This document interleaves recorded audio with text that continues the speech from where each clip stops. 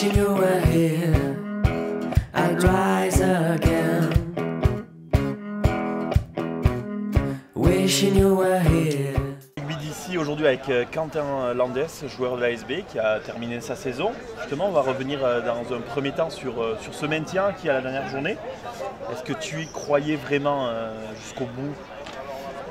Y croire quand on a su que le match de Barcus à Ramitz allait se rejouer, là ça nous a mis un gros pet au moral et pour vraiment y espérer.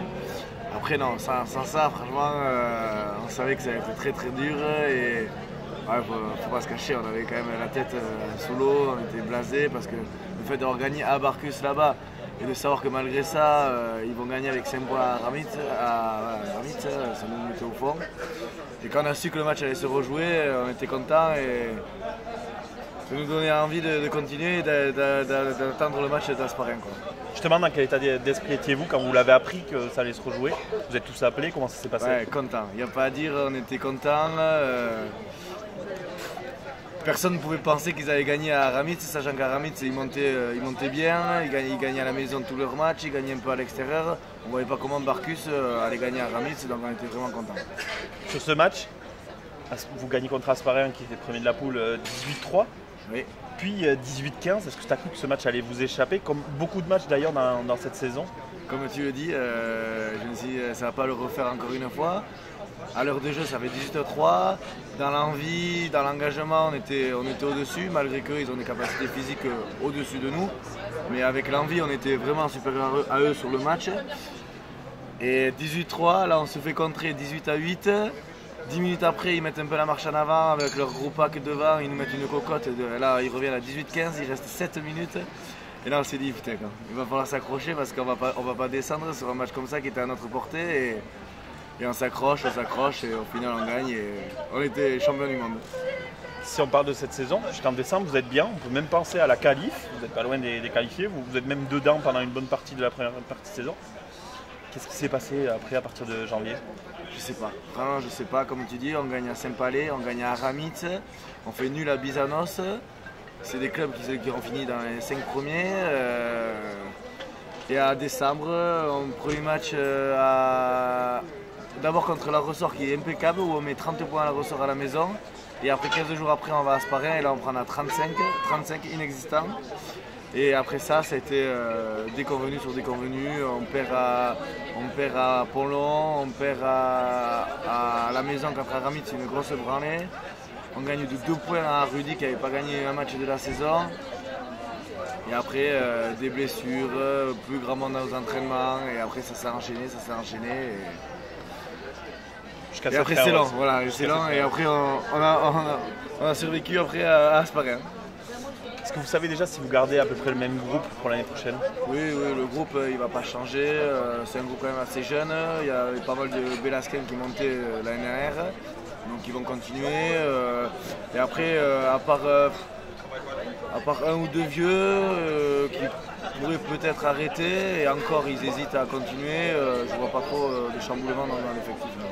Votre club, il a un peu comme légende l'autre club de Bayonne, il se dit un peu différent. En quoi est-il justement différent des autres clubs? Il est différent sur beaucoup de choses déjà.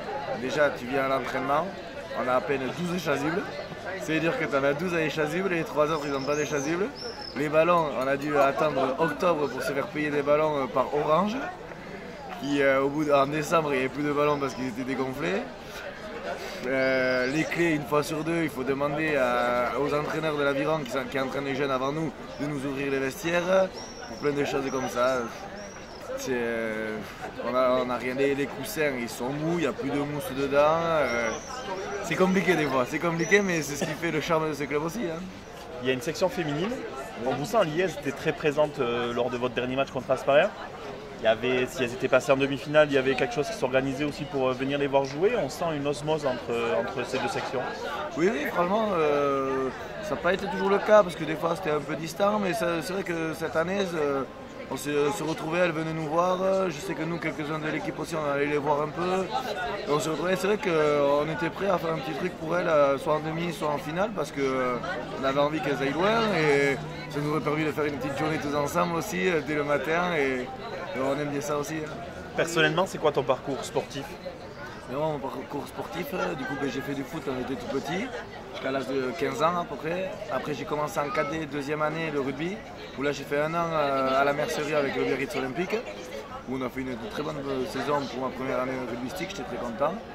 Et après, à partir de Balandrade, du coup, je suis parti rejoindre tous mes copains que j'avais, la plupart qui étaient au foot aussi avec moi, qui étaient à l'entente Anglette ASB. Et là, je suis resté jusqu'à mes années seniors, où j'ai fait 1 an en senior à Anglette, où j'ai connu la montée de Fédéral 3 à Fédéral 2 à Anglette. Et à l'intersaison, après, je suis parti à l'ASB, rejoindre pas mal de copains qui étaient avec moi dans l'entente en junior. Tu joues talon aujourd'hui? Ça a toujours été ton poste quand tu avais passé au rugby? Non, talent, c'est vraiment depuis que je suis arrivé à l'ASB, j'ai joué que talon.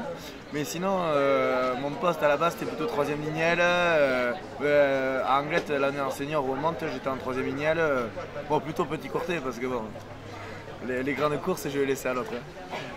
Tu as une réputation, moi qui ne te connaissais pas, tu as une réputation de joueur chiant, accrocheur. Tu es fier d'avoir cette image ou tu montres aussi autre chose quand même sur le terrain? Ah ouais, non, chiant, c'est parce que j'aime beaucoup parler. Ah, j'ai beaucoup d'amis dans les autres équipes, donc je vais aux connaissances, savoir comment il va depuis le temps. Et voilà, ça agace, qu'est-ce que tu veux? Et après, non, franchement, moi, la réputation, je m'en fiche, je suis contre fou.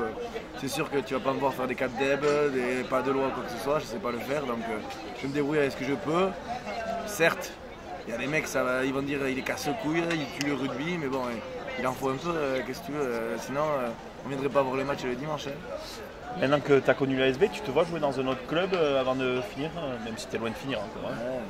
Oui, bah après, me voir dans un autre club, je ne vais pas te dire non, parce qu'on ne sait pas ce qui est à l'avenir, on ne sait pas. L'année prochaine, dans 2 ans, dans 4 ans, je ne sais pas où c'est que je serai. Pour l'instant, ça fait 5 ans que je suis à l'ASB, je suis très bien. Bon, cette année, c'était un peu difficile, il faut se l'avouer quand même, avec la saison qu'on a passée. Il y avait un tout, quoi. C'était un peu dur cette année, mais bon. J'espère que l'année prochaine on va repartir de bon pied et qu'on va passer encore une grosse saison. Et pour un prochain club, je ne sais pas du tout. Je suis bien à la SUD. D'ailleurs, si le club était descendu, est-ce que tu aurais aimé continuer à jouer en Fédéral 3 ailleurs? Je me serais posé la question quand même, parce que l'honneur, on l'a connu pendant 3 ans. C'est vraiment chiant comme niveau. Il y a des matchs où tu vas être hyper serré face à des gros du coin. Il y en a d'autres où tu vas mettre 40 points parce que c'est déséquilibré. C'est compliqué.